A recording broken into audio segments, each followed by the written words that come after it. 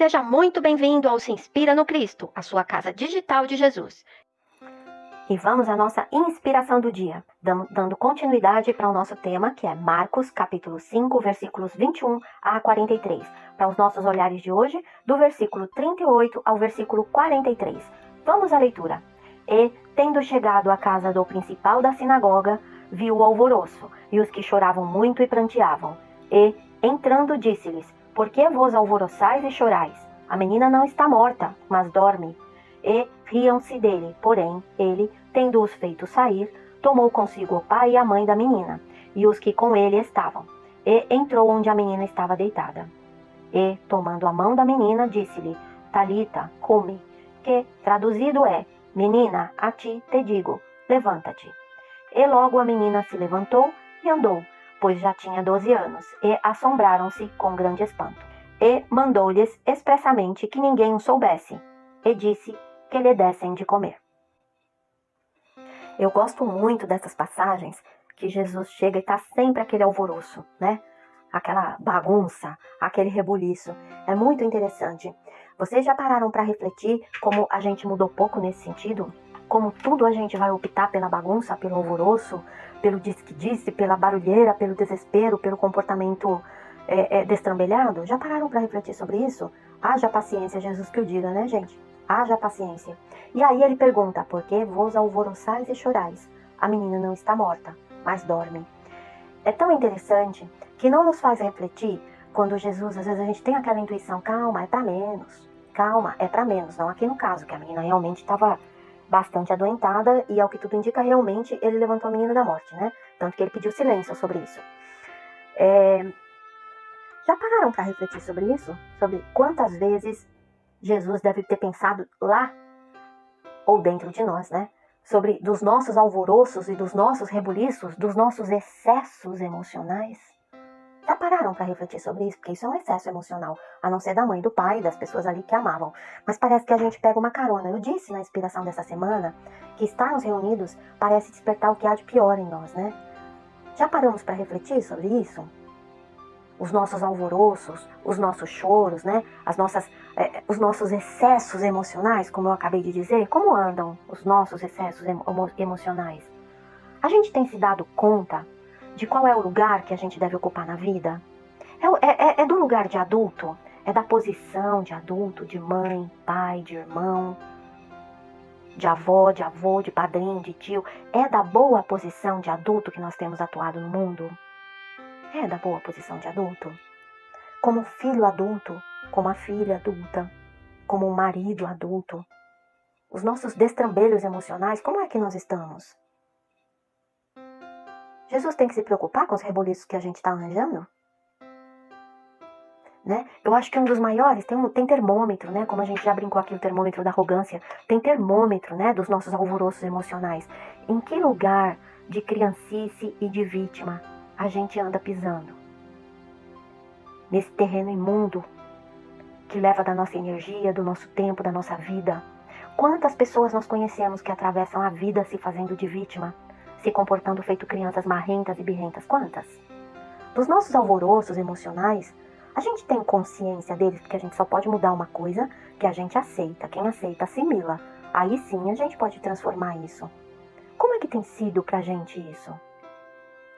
A gente tá fazendo feito aquela turba enlouquecida ali em volta da menina? Fazendo um rebuliço danado? Já repararam que inclusive a gente desrespeita a dor verdadeira, a dor pura de quem tá ali sofrendo realmente pela situação? Ultimamente a gente puder tirar uma live fazer uma live com o defunto, tirar uma selfie, né? Aí tá valendo. Num desrespeito absoluto com os familiares que amam a pessoa. Como é que a gente tem se comportado? Diante de um rebuliço familiar, social, no ambiente de trabalho, como você tem se comportado? Você tem sido a têmpera do equilíbrio? Ou você tem sido a turba enlouquecida, o rebuliço emocional? Como é que você tem se comportado? Vamos para este outro olhar.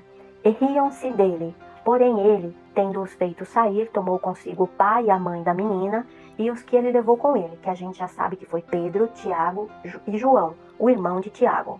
Apenas essas pessoas ele levou para dentro do quarto onde a menina estava deitada. Aí ele pega a mão da menina e diz a ela: eu te digo, levanta-te. De novo, Jesus guardando a discrição. Ele estava fazendo segredinho do que ele fazia? Porque adulto não faz segredinho, né?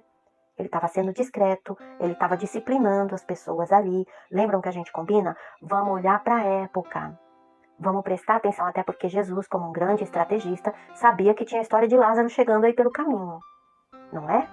Que os dons dele iam muito além dos nossos dons.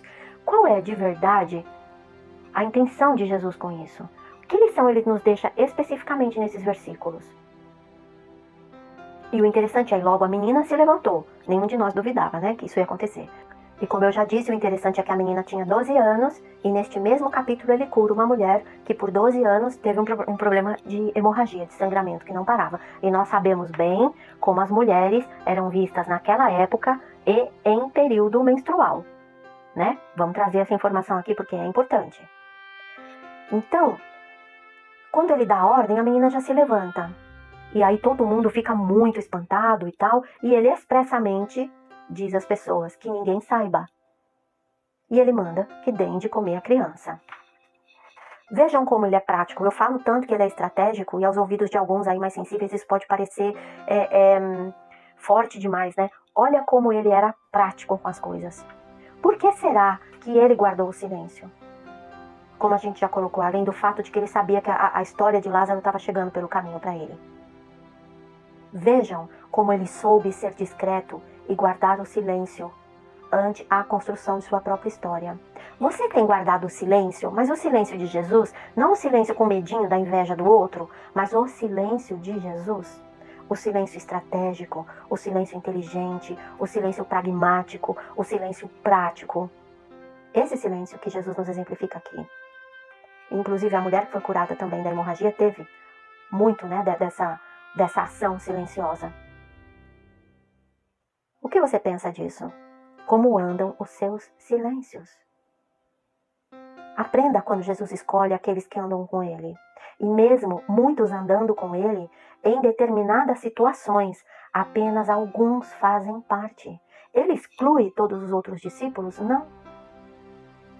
Porque em outros momentos ele escolherá outros para acompanhá-lo. E aí ele deve ter as razões dele, muito certamente nós sabemos disso. Mas para cada momento, ele sabia quem deveria estar com ele.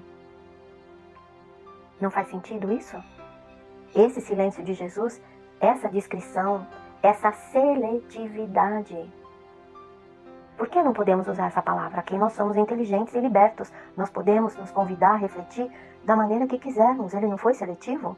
Quando eu escolho algo, quando eu seleciono algo, no caso ele escolheu as pessoas que o acompanhariam até esse evento, esse desfecho, ele estava sendo seletivo. Você é seletivo? Além dos teus silêncios com Jesus, você é seletivo? Então a gente já aprendeu sobre crer e temer, já aprendemos essa semana sobre o silêncio, refletimos, e eu te trago aqui hoje. Dentro dos teus mistérios com Cristo, você é seletivo? Das coisas que Ele plantou, semeou no teu coração como um sonho, que você tem caminhado, se esforçado, lembra da fé prática e a fé espiritual? As duas estão associadas. Você tem sabido bem com quem você compartilha isso? Presta atenção. Jesus nos ensina sobre isso nessa passagem também. O milagre dele é poderosíssimo, não há o que se discutir sobre isso, e bastante evidente. Mas quantas outras pequenas lições estão por trás disso aqui? Os nossos alvoroços emocionais, os nossos rebuliços, os nossos falatórios desnecessários, as nossas ações intensas que nos desgastam, não é? Quem aqui nunca teve um chilique no dia seguinte está quase de cama, né? Porque dói a cabeça, dói o corpo. Fora o tanto de bagunça que você vai ter que remendar para consertar o que você arranjou. Não é assim que funciona? Pois bem, e aí eu te convido para mais esta reflexão. Expressamente, ele disse-lhes que ninguém soubesse. E imediatamente mandou que dessem comida à criança. De maneira prática, façamos o que é preciso ser feito. Eu vou te deixar com essa reflexão hoje. Você tem sido seletivo, tem sido criterioso quanto às pessoas que você leva para a intimidade dos teus sonhos, dos teus planos com Jesus? Como anda isso para você? Pois é, amados, eu encerro nossa passagem por Marcos, capítulo 5, versículos 21 a 43, deixando vocês com essas preciosas reflexões e eu também por aqui com muito para pensar. Desejo que vocês estejam sob a proteção de Jesus, sob as bênçãos de Deus e, por favor, deixa aqui o seu curtir, o seu like, se inscreve se você gosta das nossas reflexões, do nosso assunto, compartilha se você acha que pode ser importante e interessante para alguém, tá bom? Um beijo grande, te vejo na próxima inspiração.